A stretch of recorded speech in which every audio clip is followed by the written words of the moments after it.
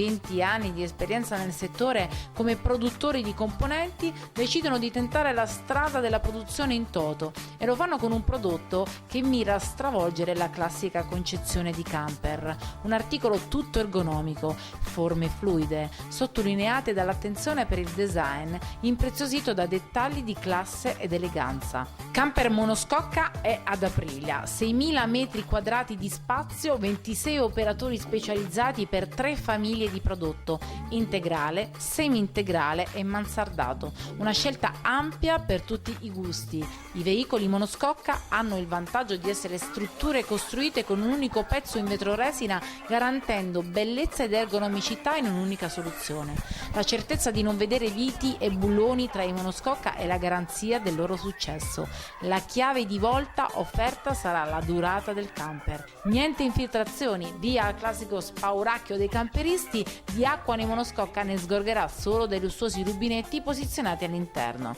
Tra le new entry nel catalogo camper monoscocca l'Infiniti 1735M, un mansardato con cabina guida Iveco pensato anche per la famiglia numerosa che desidera poter contare su 4 posti letto sempre pronti e su un grande living anteriore, una casa davvero da mettere in tasca. Camper monoscocca offre motorhome, un veicolo che non mantiene l'originaria cabina ma ne monta una totalmente integrata nella macchina per tutti quei camperisti che guardano e vogliono il bello, e tutto questo è camper monoscocca.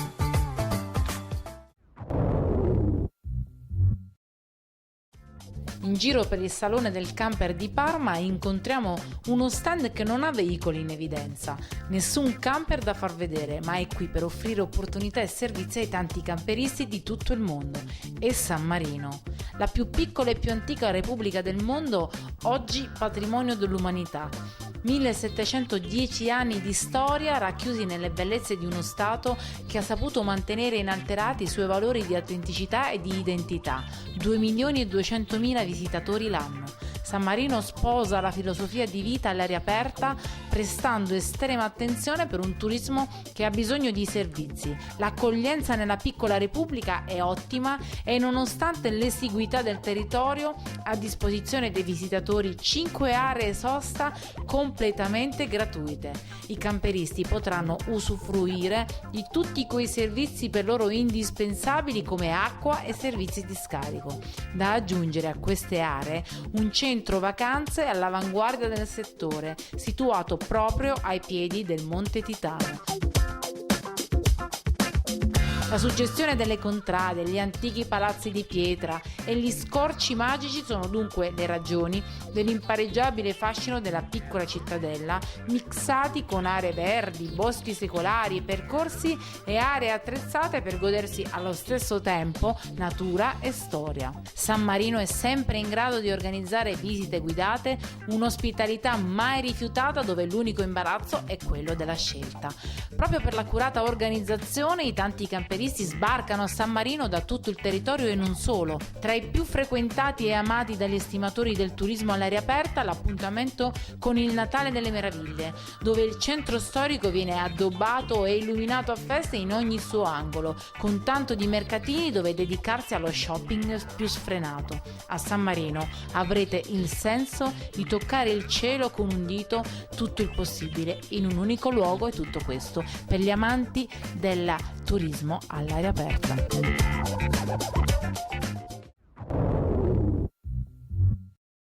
È il miglior modo per concludere una giornata interamente dedicata ad un itinerario che ci ha condotto a scoprire le novità del Salone del Camper 2010 e quello di gustare le specialità gastronomiche, le peculiarità di questa Food Valley che è dell'Alta Parmense, come viene definita qui in zona, e carpirne quelle che ne sono le eccellenze. Per questo entriamo all'interno della vecchia Fucina, la trattoria più conosciuta di questa zona, chiamata Vannone, per scoprirne quali sono le emozionalità, le sensorialità e capire perché non abbandonarla mai.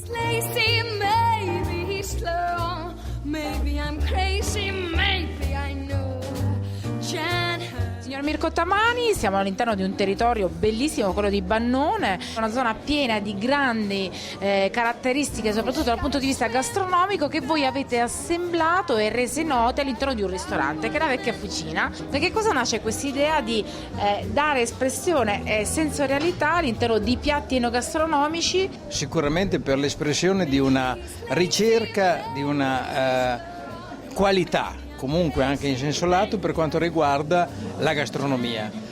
Il territorio comunque esprime diverse potenzialità, diverse prerogative, ha diverse caratteristiche che noi cerchiamo di esaltare nei piatti che facciamo.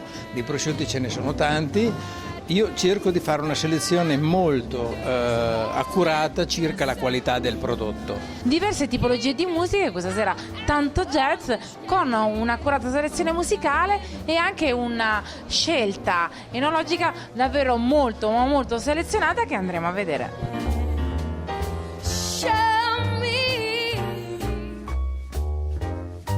Ma la punta di diamante della Vecchia Fucina è la signora Valeria, che in cucina fa veramente delle grandi magie con le sue mani. Di solito noi abbiamo dei salumi buonissimi, stagionati, quindi salame di felino, prosciutto di Parma, culaccia oppure culatello, e poi ci sono naturalmente gli antipasti di verdure che preparo io.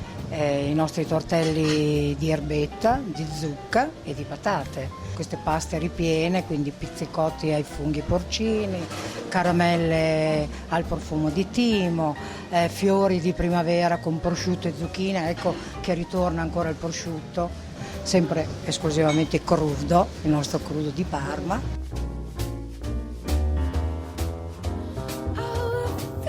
Lui è Nico Tamani, grande ideatore di un nuovo modo di concepire una filosofia, che è quella enogastronomica, con questo tipo di locale, che è un music restaurant, che è un nuovo modo di esprimere anche il territorio. Sì, è un nuovo modo per concepire non soltanto la serata conviviale al tavolo, quindi fare una serata in compagnia con gli amici, a stare a cena e chiacchierare, ma se si ascolta anche un po' di musica dal vivo, se è anche di qualità, è anche meglio.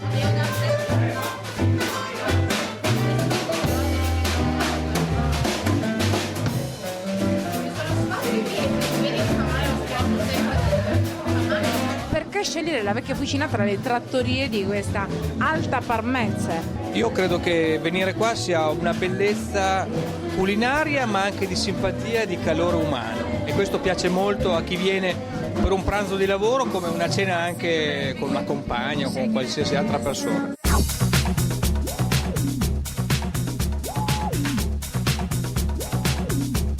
Purtroppo per noi, poco meno per voi, si è conclusa anche questa splendida puntata all'interno del Salone del Camper, che ci ha condotto a concludere anche provando le specialità di questa Food Valley, ovvero sia di questa Vecchia Fucina, dove abbiamo assaggiato un ottimo prosciutto di Parma, un ottimo parmigiano reggiano, le specialità della signora Valeria. Quindi cosa dirvi di più?